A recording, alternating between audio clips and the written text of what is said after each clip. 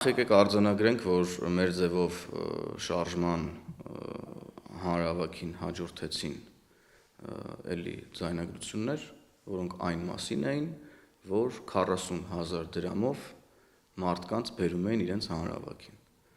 Այստեղ կարող ենք վերջակետ դնել եւ ամփոփել մեր ձևով շարժման ընդհանրապես ողջ բովանդակությունը, կազմը եւ այլն եւ այդպես շարունակ։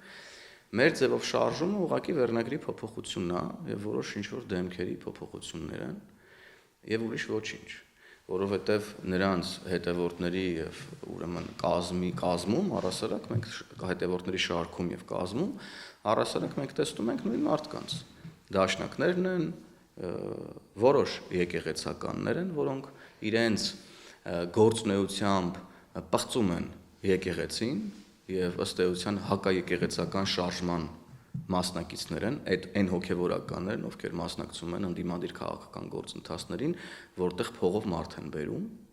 մենք հասկանում ենք, ինչի մասին ենք խոսում ընդհանրապես։